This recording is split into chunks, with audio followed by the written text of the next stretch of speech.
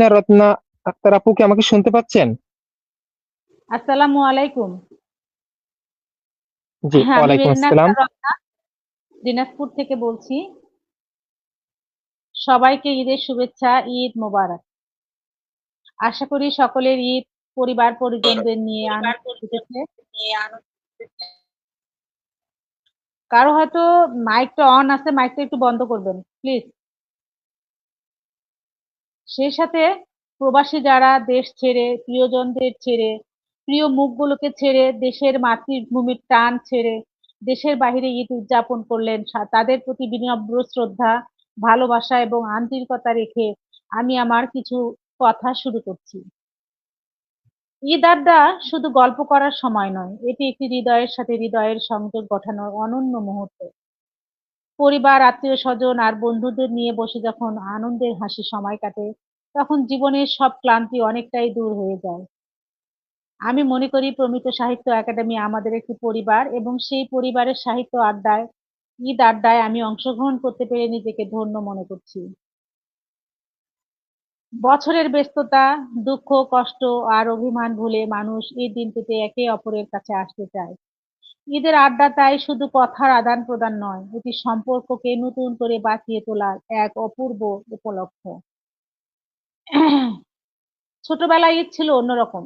নতুন জামার গন্ধ, সালামি পাওয়ার আনন্দ, সকালে সেমাই পোলাও খাওয়ার উৎসব মুখর পরিবেশে সবকিছু মিলিয়ে হৃদয়ের এক স্বর্গীয় অনুভূতি জাগ্রত ছিল ছোটবেলায়।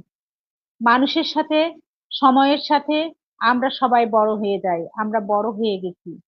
বড় হওয়া শুধু বড় হওয়াই নয়, সংখ্যাই নয়, এবং সময়ের সাথে জীবনকে বদলানো নয়, এটি যখন আমরা বড় হয়ে যাই আমাদের দায়িত্বও বদলে যায়, আমাদের দায়িত্বগুলোও বড় হয়, জীবনের ব্যস্ততার বদলে যায়। কিন্তু ঈদের আড্ডায় বসলে আবার সেই শৈশবের স্মৃতিগুলো ফিরে আসে নতুন করে। পুরনো গল্প, হারিয়ে যাওয়া গল্প, বন্ধুদের সাথে কথা, গ্রামের বাড়ির স্মৃতি কিংবা ছোট ছোট দুষ্টামি সবকিছু মিলে আবার আমাদের আড্ডাগুলোতে স্মৃতিরা জাগ্রত হয়ে ওঠে, স্মৃতিরা জীবন্ত হয়ে ওঠে। ঈদ আমাদের শেখায় মানুষে মানুষে ভেদাভেদ ভুলতে, ধনী, গরিব, ছোট, বড়, অভিমান কিংবা দূরত্বকে ফেলে ফেলে দিয়ে মানুষ একসাথে সামনের দিকে এগিয়ে যায়, একসাথে বসে জীবনকে উপভোগ করে এই ঈদের দিনে। এই একদিনে মানুষ বুঝতে পারে সম্পর্ক পৃথিবীর সবচেয়ে বড় সম্পদ। কারণ জীবনে টাকা কিংবা সম্পদ মানুষকে সাময়িক সুখ দিতে পারে, কিন্তু আপন মানুষের ভালোবাসা ছাড়া প্রকৃতির শান্তি উপলব্ধি করা যায় না। আমরা কিছুক্ষণ আগে একজন গুণী মানুষের, প্রবাসী মানুষের দুঃখ দুর্দশাগ্রস্ত একটি কবিতা আমাদেরকে জানিয়ে দেয় যে যেখানেই আমরা আহ আয়েশ করে পায়েস খাই না কেন, যদি প্রিয় মানুষের মুখটি সামনে না থাকে, সেই পায়েসকে আর স্বাদ লাগে না, তখন সেই পায়েসটাও বিষাদ হয়ে যায়। বর্তমান সময়ে মানুষ অনেক বেশি ব্যস্ত হয়ে গেছে, এবং যেমনটা মানুষ ব্যস্ত হয়ে গেছে তেমন মানুষ একাকীও হয়ে গেছে। মোবাইল আর সামাজিক যোগাযোগ মাধ্যম মানুষের কাছাকাছি থেকে অনেক দূরে সরে যাচ্ছে। অথচ ঈদের আড্ডা মানুষের আবার বাস্তব জীবনের উষ্ণতা ফিরিয়ে আনতে পারে। এক কাপ চা হতে পারে গল্প করতে করতে মানুষকে বুঝতে পারার, সত্যিকারের আনন্দ উপভোগ করার। সবাইকে গভীরভাবে নাড়া দেয়। কেউ পরিবারের নিজেদের ত্যাগের কথা বলে, কেউ প্রবাস জীবনের কষ্টের কথা শোনায়, আবার কেউ মায়ের হাতের রান্নার স্মৃতির কথা তুলে ধরে। এই গল্পগুলো মানুষকে মানবিক হতে শেখায়।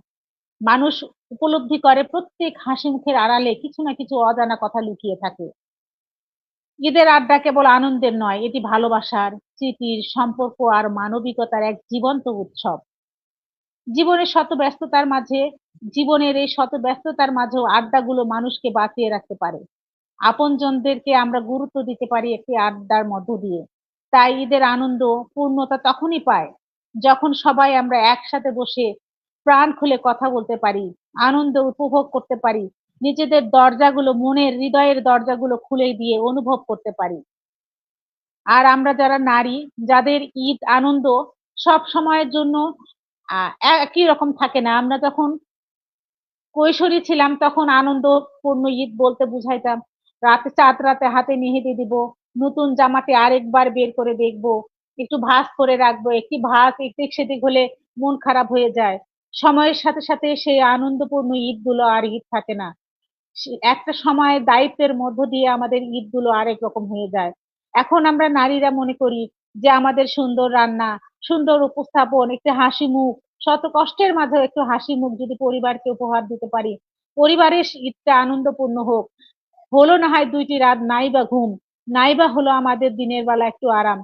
এখন আমাদের নিজেদের রান্না, নিজেদের কর্মব্যস্ততার মধ্য দিয়ে ঈদকে পার করাটাই আমাদের কাছে সবচেয়ে সেরা দিন মনে হয়। ঠিক তেমনই একটি ঈদ আমি পার করলাম ব্যক্তিগতভাবে বলবো। আত্মীয়-স্বজন, মেহমান, পাড়া-প্রতিবেশী সবাইকে খাওয়ায়ে এবং নিজে না খেয়েও যে একটা তৃপ্ত ঢেকুর তোলা যায়, এটা নারী না হলে আমি বুঝতে পারতাম না। সকলেই ভালো থাকবেন। সকলকে ঈদের শুভেচ্ছা। ঈদ মোবারক।